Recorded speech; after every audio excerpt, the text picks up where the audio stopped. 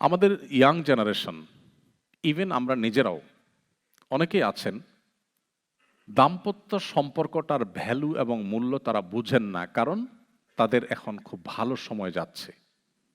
আমার যে বোন তথাকথিত স্বাধীনতা এবং ফ্রিডম ভোগ করবার জন্য বাসা ছেড়ে চলে যাচ্ছেন কিংবা স্বামীর সাথে সম্পর্কটা নষ্ট করছেন, অথবা আমার যে ভাই হারামের কোনো হাতছানি থাকবার কারণে ঠুনকো অজুহাতে স্ত্রীর সাথে সম্পর্কটা নষ্ট করছেন, আমি আপনাকে নিশ্চিত করে বলতে পারি একটা সময় আসবে যখন আপনি হাড়ে হাড়ে টের পাবেন আপনার জীবনের এই রং ডিসিশনের কথা, কিন্তু তখন আপনি আর ব্যাক করতে পারবেন না।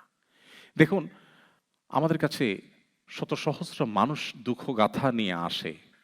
বহু বোনের, বহু ভাইয়ের চোখের পানি আমি দেখেছি, যখন দেখেছি একটা বয়সে এসে তারা বুঝতে পারছেন যে তারা ভুল করে ফেলেছেন। কেন ইসলাম আমাদেরকে বলেছে স্যাক্রিফাইস, স্যাক্রিফাইস এবং স্যাক্রিফাইস করতে? দাম্পত্য জীবনের শুরুতে মাঝে অনেক জোয়ার থাকে, কিন্তু যদি কেউ এটাকে ওভারকাম করে চলে যায় তখন তার জীবনে শান্তি আর শান্তি।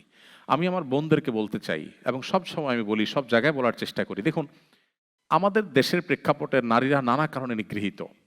শাশুড়ি অত্যাচার করে, ননদ অত্যাচার করে, স্বামী বুঝতে চায় না, অনেক বোনরা এটা নিতে পারেন না, তারা সেপারেশনে চলে যান। যারা বুদ্ধিমান, যারা কোরআন এবং হাদিসের কাছে নিজেকে সারেন্ডার করেছে যে আমার আল্লাহ সৃষ্টিকর্তা আমাকে যেটা গাইড করছেন এর বাইরে কোনো কল্যাণ থাকতে পারে না, সো আমি সেটাকে ফলো করব, আমার যত কষ্ট হোক, এই ডিসিশন যারা নিতে পারেন তারা সবর করেন। সবর করলে কি হয়, আমি সবসময় বলি, মুসলিম ফ্যামিলিতে কোনো মেয়ে যদি কষ্টে থাকেও সেটা খুব লিমিটেড টাইমের জন্য, খুবই সীমিত সময়ের জন্য। আপনার স্বামী জুলুম করছে, শাশুড়ি জুলুম করছে, শ্বশুর জুলুম করছে, ননদ জুলুম করছে, দেবর জুলুম করছে, ওকে, আপনি নিশ্চিত থাকেন, আমি আপনাকে লিখিত দিতে পারি, আপনার এই সময়ের অবসান হবে, আপনি সুন্দর সুদিন পাবেন যদি আপনি ধৈর্য ধারণ করতে পারেন। কিভাবে সেটা? যখন এক দুটা বাচ্চা হবে, সাধারণত বাচ্চারা বাপের পক্ষে থাকে না মায়ের পক্ষে থাকে? বেশিরভাগ মায়ের পক্ষে থাকে। বাপের পক্ষে কয়টা থাকে? আমার বাচ্চারা তো, আমার মনে হয় না যে আমার ওয়াইফ আমি দুজনের মধ্যে আমার পক্ষে দাঁড়াবে। ভোটে যদি দাঁড়াই দুইজন, নির্ঘাত আমি হারবো এবং ওয়াইফ জিতবে। এরপর বাচ্চারা যখন বড় হয়, এরা বড় হওয়া মানে হলো আপনি স্ত্রী হিসাবে আপনার সৈনিক গড়ে ওঠা, ডানে সৈনিক, বামে সৈনিক। এখন তো আবার ফ্যামিলি প্ল্যানিংয়ের নাম দিয়ে মানুষ বাচ্চা নিতে চায় না। আহ, দুর্ভাগ্য। আমরা যারা 7-8 ভাই আছেন, তারা ফ্যামিলিগতভাবে যতটা সুখে, 1-2 ভাই যে সমস্ত সংসারে, তারা ফ্যামিলিগতভাবে ততটা সুখে না। এটা আরেক আলোচনার টপিক, আমি সেদিকে না যাই।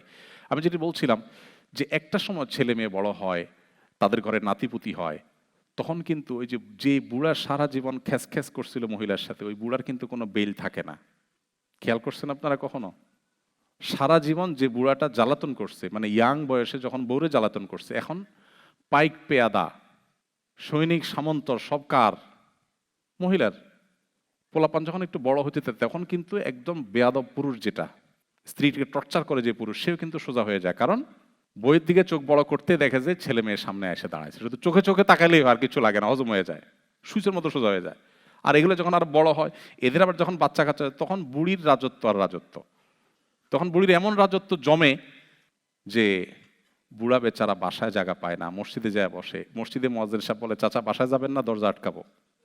বলে, তোমরাও যে কি হয়েছে আজকাল, তাড়াতাড়ি মসজিদ বন্ধ করার জন্য পাগল হয়ে গেছো, ইবাদত করতে দাও না। আসলে তো বুড়ার বাসা জায়গা নাই, কারণ ওখানে নাতিপুতি যা আছে সব বুড়ির। তো এই জন্য দাম্পত্য জীবনে যত কষ্ট হয়, ধৈর্য ধারণ করে যদি সম্পর্কটাকে টিকিয়ে রাখা যায়, তার সুফল মানুষ পায়। কিন্তু শয়তান আমাদেরকে উস্কে দেয়। আমি একটা কথা প্রায় সময় বলি, সাক্ষাৎ শয়তান কেউ দেখছেন আপনারা? শয়তানটা দেখার সুযোগ হয়েছে কারোর? হয় নাই? ওকে, লেটস গো, আমরা দেখি, শয়তান দেখার চেষ্টা করি। সাক্ষাৎ শয়তান দেখতে হলে, আপনি একজন নারী, আপনাকে যদি কোনো পুরুষ বলে, আপা আপনার মতো রাজকন্যা, এই লোকটা আপনার কদর করতে পারলো না, সো স্যাড, তাহলে আপনি তখন আলহামদুলিল্লাহ বলে শয়তান দেখার নিয়ত করে তাকে একবার দেখে নেবেন, যে আমার দাম্পত্য সম্পর্কে ধ্বংস করার জন্য যে আমাকে একটা ফুসলানি দিল, এগুলো সাক্ষাৎ ইবলিস, মানুষ রূপী ইবলিস, শয়তান। ফার্ম দেওয়া, রাইট, সঠিক বলেছেন। একইভাবে কোনো পুরুষকে যদি অন্য কোনো মহিলা বা অন্য কেউ এসে বলে, ভাই আপনার মতো রাজপুত্র কি না মেয়ে পাইতেন আপনার জীবনে, ইস কেমনে কাটাই দিলেন আপনি জীবনটা, তাইলে আপনিও শয়তান দেখার নিয়ত করে বিসমিল্লাহ বলে একবার দেখে নেবেন।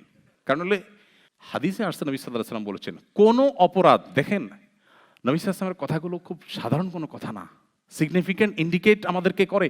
নবী সাল্লাল্লাহু আলাইহি ওয়াসাল্লাম বলেছেন, কোনো অপরাধে ইবলিস এত খুশি হয় না যত খুশি হয় কোনো স্বামীর সাথে তার স্ত্রীর যখন বিচ্ছেদ হয়ে যায়। এতে সহিহ মুসলিমের হাদিস আপনারা শুনেছেন নিশ্চয়ই, ইবলিস তার সিংহাসন পানির উপরে স্থাপন করে এবং একজন শয়তান অপরাধ করে এসে বলে, আমি আজকে অমুকরে দিয়ে খুন করাইছি। শয়তান বলে ওয়েল, তবে খুব বেশি অ্যাপ্রিসিয়েট করে না। আরেকজন এসে বলে, আমি একজনকে জীবনে মদ খাই না, আজকে তারে আমি মদ খাওয়াইছি। আরেকজন এসে বলে, আমি আরেকটা দিয়ে আরেকটা কাজ করাইছি, গিবত করাইছি, কারো হক মেরে খাওয়াইছি, ইত্যাদি ইত্যাদি। একজন এসে যখন বলে, আমি একটা দাম্পত্য সম্পর্ককে ভেঙে দিয়েছি আজ, শয়তান তখন বলে, তুমি সবচেয়ে বড় কাজ করেছো। আজকের পৃথিবীতে যদি আপনি একটু চোখটা মেলে তাকান, একটু যদি আপনি নড়ে চড়ে বসেন, একটু ডিপে গভীরে যদি তাকান, আপনি দেখবেন ফ্যামিলি ব্যবস্থাপনাকে ভেঙে ফেলার জন্য হাজারটা উদ্যোগ আজকের পৃথিবীতে নেওয়া হচ্ছে, নানা নামে, যেটা আমরা টেরও পাচ্ছি না, জাস্ট পরিবার ব্যবস্থাপনাকে ভেঙে ফেলার জন্য। ওয়াই? শয়তান সবচেয়ে বেশি খুশি হয় এবং শয়তানের এই চক্রান্ত সবচেয়ে বেশি প্রতিষ্ঠিত হবে পৃথিবীতে যদি পরিবার ব্যবস্থাপনা ভেঙে পড়ে। সো পরিবারকে টিকিয়ে রাখার মতো গুরুত্বপূর্ণ আরেকটা কাজ ইমানদারের কাছে খুব বেশি নাই। এজন্য আমি বিনয়ের সাথে বলতে চাই যে এই সমস্ত পরিস্থিতিতে আমাদেরকে ধৈর্য ধারণ করতে হবে এবং পরিবারকে টিকিয়ে রাখতে হবে যে কোনো মূল্যে।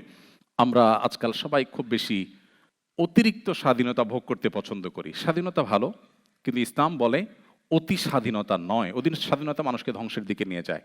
তো এখানে আমরা যখন অতি স্বাধীন হতে চাই, তখন মুরব্বীদের তত্ত্বাবধানের থেকে আমরা দূরে সরে যাই। ডেফিনেটলি এটা আমাদের জন্য ক্ষতি বয়ে আনে। কি করবেন? আমি খুব মৌলিকভাবে কয়েকটা কথা বলি। নাম্বার 1, স্বামী স্ত্রী উভয়ে, পরিবারের সবাই আল্লাহর কাছে নিজেকে পরিপূর্ণভাবে সারেন্ডার করতে হবে, যে আমরা আল্লাহর গোলাম, আল্লাহ আমাদের সৃষ্টি করেছেন, তার কাছে আমাদের ফিরে যেতে হবে।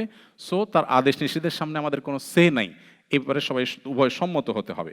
2 নম্বর হলো, আপনার পরিবারকে ধ্বংস করার জন্য, ভাঙার জন্য আজকের পৃথিবীতে যত আয়োজন আছে সেগুলো আপনাকে ডিপলি স্টাডি করতে হবে এবং যে কোনো মূল্যে সেগুলো থেকে নিজেকে সেভ করার জন্য উদ্যোগী হতে হবে। নাম্বার 3, আপনার ফ্যামিলিতে যে মানুষটা তুলনামূলক একটু বিচক্ষণ, যিনি উভয় পক্ষের কথা শুনে আপনাদের মধ্যে মনোমালিন্য দূর করার জন্য সবচেয়ে কার্যকরী উদ্যোগ নিতে পারবে, এরকম কাউকে আপনি আপনার অ্যাজ এ উপদেষ্টা আপনারা রাখেন উভয় মিলে, এবং কিছু হলে তার শরণাপন্ন হবেন এবং তার সাথে পরামর্শ করে আগাবেন। আমাদের সংসারগুলো আমাদের জীবনের সবচেয়ে বড় সুখের জায়গাটাকে খান খান করে দিচ্ছে। আমরা মানুষের কাছে হাসির অভিনয় করছি, ভেতরে আমাদের ত্রাস, দুঃখ এবং বেদনার তরঙ্গ এবং জোয়ার বইছে। আমি খুব ভালো করে জানি।